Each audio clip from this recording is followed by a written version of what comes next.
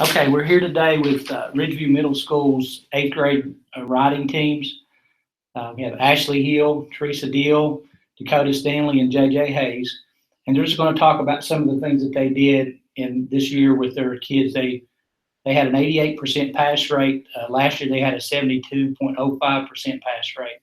So they're just going to talk about some of the things that they did. So I'm just going to let them discuss some of those things that they've already talked about earlier. And so Ashley, we'll let you start.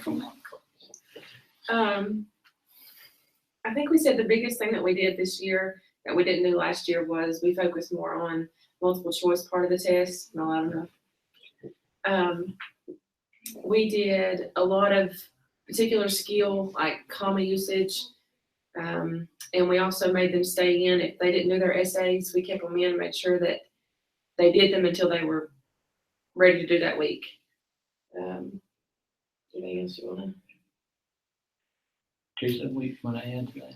No, just basically that we focus more or less on the, even though students had to write an essay every week, we tried to focus more on the multiple choice part of the test this year. Okay. A lot of teacher-made assessments. In practice. If we've seen that they needed work on comma usage, then we made assessments just for commas so that they got a lot of repetitive comma usage and all the skills of commas in a series or commas and dates, all of those specific skills. Okay. And I just want to mention too, they said their essay scores were good last year, so they knew that they had to concentrate on the multiple choice part of the test this year. So they did a lot of that as far as what they focused on more readily than just the essay part. What you also mentioned, each of y'all mentioned about something about how many essays you did from the beginning of the year. We start out writing at the beginning of the year, the second week of school. We start our essays then. So that way we account for snow days. We don't get behind, and we can make sure that students are covering the essay topics. Okay. The first five, Mm-hmm. five probably essays that we did them as a group. We basically held their hands and walked them through essay, basically sentence for sentence, and they would just write what we did, just to show, just to model.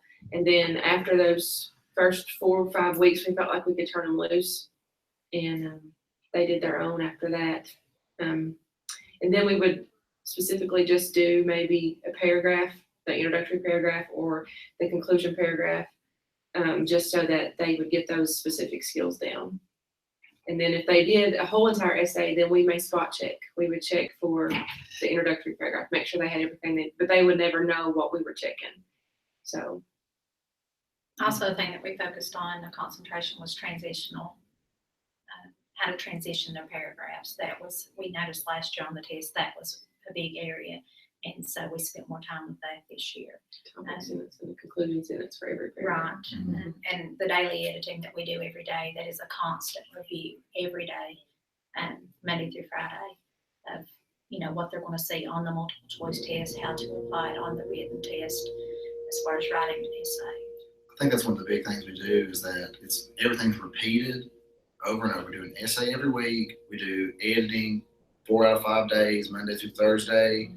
And I think one thing we did this year too is as we got closer to the test, we continued doing the daily editing as a warm-up. But as we got closer to the test, we focused more on the actual multiple choice questions they would see, stuff from Power School, stuff from release tests, things like that. And that was the thing we saw last year that we were lacking on. And so we tried to fill in that gap this year. I think we did that across the board. We did like as a warm-up also, we did like one SOL type question a day. And they would do their daily editing, and they would also do a question from a release test.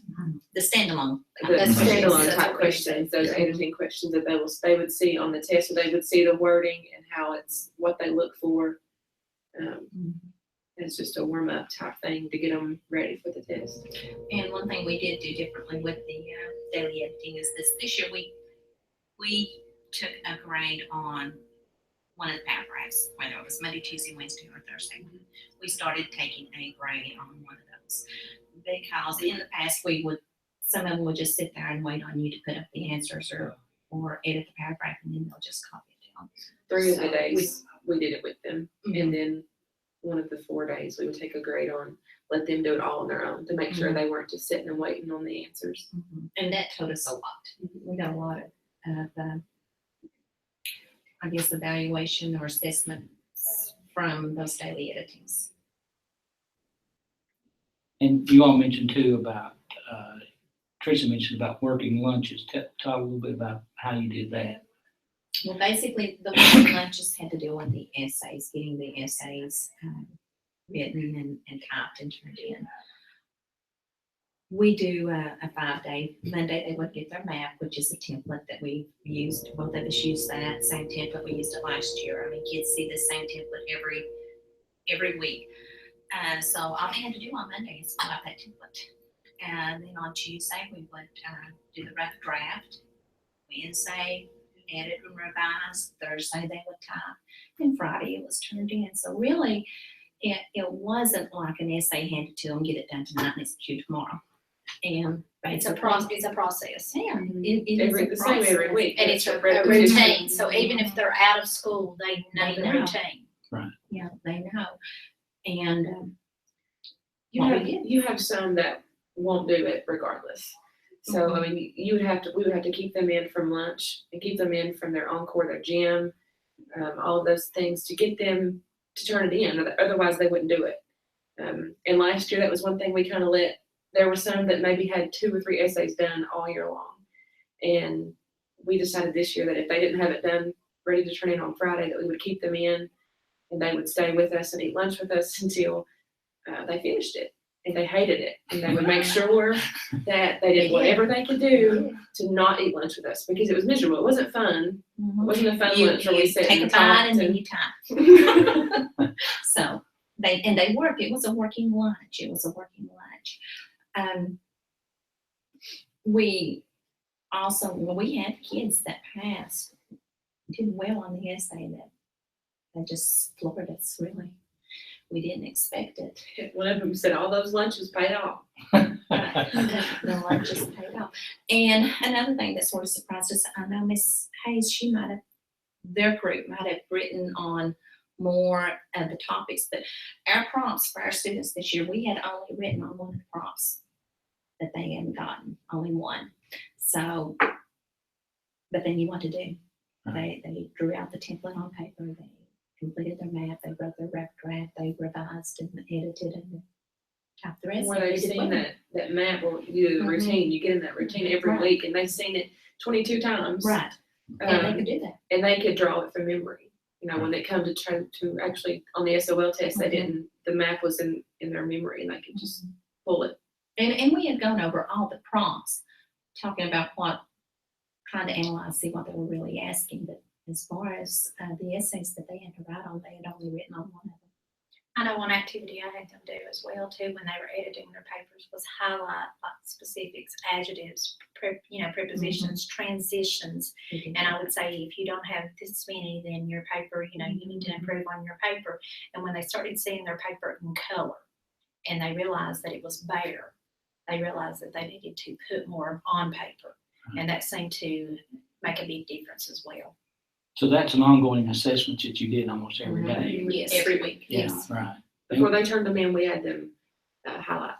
We had a code up on the board, What adjectives in colors, yellow or right. transition words in green. Right. For Your example. So everybody did that. Yeah. Right.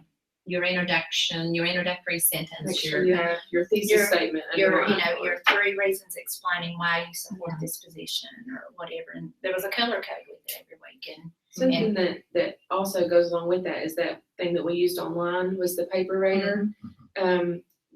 They submitted their essays into that, and then it would give them a breakdown of their vocabulary if it was up to where it needed to be, or their transition words if it was where it needed to be. And if it wasn't, they could add things into it, and then it would raise or lower their score depending on if it was that MC. for their paper, My their weaknesses. My vocabulary is like 5th grade vocabulary, and they would go to the thesaurus and they would add things in, and just making them look at their own papers and analyze versus us telling them, well, you need more of this, you need more of that, and they got to see what they needed to add themselves. I think a big thing about using that paper rater too that helped us is it was just an additional tool that took I don't know, having an essay every week and constantly having 70 essays waiting to be graded is such like a daunting thing to think about. But put them in the paperator, you get, you know, a little bit of a boost there. That's a little bit of a assist. You get instant feedback, and not only that, you know, it helps you as a teacher, but it's instant feedback for the students on their own laptop. You know, they're the only ones that can see it. You know, we would go to their computer and be like, okay, let's look at your breakdown. You know, so I mean, it's just you, the student, and the computer, and then they can work on things to improve. They can fix their own essay, and then the next week when they do a new essay, they can say, all right, you know, my transition words are better this week. Okay, my vocab Grammar is better this mistakes, week. spelling. Yeah, They did that. and they did. They almost got like competitive with themselves, which that's what you want to see. You That's how got get an 80, better. you got an opportunity here to work on it and make a 90. Right. And they They would would improve improve on it. it. And I think what the conversations we've had here today and the ones we've had before, you all talked about how the kids took ownership of their own work, and that's one example of that. But is there other things that you did that kids took a lot more ownership of that and said, this is my work, and like you said, they needed you to help them Yes, to get better. That's So one thing that we sort of convinced. In the past, seemed like most teachers approach the SOL testing and things as if we need those students to pass for us to make us look good or whatever. We didn't do that approach at all this year, did we? We just came in, you know, we're here to help you. You need to pass this test. We're gonna have a job. They actually saw a consequence. We'll have a job. Well, it helps As far as I because- know, we'll still have a job next year, but you will be in remediation writing or remediation reading. They did not want to be placed in remedial writing in the 9th grade, so there was a consequence. And it helped to have them talk to those that are in 9th grade now They did. that were placed in remedial writing from filling the SOL in 8th grade. This is miserable. You do not want to fail your writing SOL test. And they were really scared to fail. They did not want to be placed in the remedial writing in 9th grade. So we got a lot more effort from them. A lot more, They really saying that they needed wanted to to do pass, and they wanted to pass so that they would not be placed in the remediation classes. and it's not a punishment. I mean, you know, it's not a punishment because we had a few kids that, you know, maybe if we'd had another month, they would have passed. Right. But they will get it. They will get it. But like I said, it just sort of, you know, gave them a reason to work hard. And if you think about too, the working lunches, and that's pulling them from their encore blocks. You Mhm. had a week-to-week consequence of if I'm not doing my essay, I'm gonna lose gym time. I'll be, you know, Social working time. while I'm eating. I lose that Right. social time. So you've got the week-to-week consequence of that, as well as the long-term thing, which you know a lot of times long-term consequences are enough. You know, Right. 13-year-old kids, that's They a don't year see away. it. I don't worry about that now. So it's good to have both, and I think that helped too. Don't you love middle school age kids? Exactly. You still have a little bit of control. don't you? Yeah. Is there anything else you want to add? I mean, this is a lot of good information, but is there anything else you want to add? Something that we haven't talked about, you think that's important?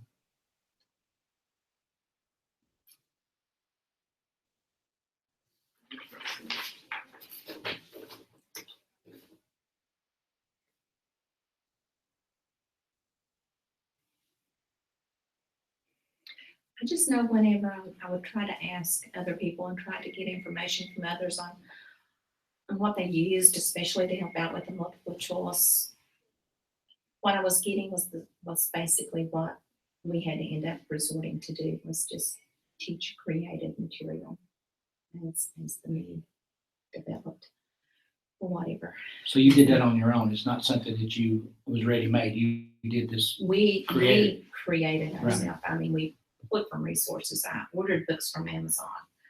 We used those things. But you know, And it you was just pull 2 or it 3 here and things there. from each book. Yeah. I mean, it wasn't like one book gave you a whole 15 pages worth of things to do. It was 2 or 3 here and 2 or 3. You had to pull from multiple sources Mhm. to make something that worked for what you were looking for. Yeah, you know, to just give kids practice, to give them practice with the skill that they needed. And I think the repetition, the constant repetition is important, especially for those that miss a lot of school. Right. They're still gonna, see that over and over and over again because it's a year-long thing. And we're constantly doing commas, punctuation, capitalization, Quotation. spelling, quotation. So they're gonna get it eventually. Because we, with attendance issues, sometimes you worry about those kids that aren't in the classroom all the time. We even numbered our common pools one time. We Yeah, did. they're at the end and they had to, just because we think there's a comma there, they had to give us the rule or the reason. We gave them they made like a little booklet of the rules of when you use a comma. And then instead of them writing out the rule, we would have them write out Just the number. number. Like if it was a comma in a series, was rule number 1. And then they use those. They put, this was rule number 1. This is why I use those commas there. Have a reason why they're putting a comma there. We tried to focus on that. Your evidence to support your answer, your reasons why. So they just couldn't mark an answer and go on. You know, a lot of them will say, well, a comma goes there because I think it pauses. Well, you can pause anywhere. But if you force them to have a reason why their comma goes there, it makes them see that there's Like with conjunction. Yeah. If they know their conjunctions, they're gonna be able to explain, well, that word's a Right. conjunction, I need a comma there. And then, of course, you're tying that in continuously with the daily editings. Okay. Well, thank you all very much. And we're going to invite you to contact these teachers if you have further questions. So thank you for listening.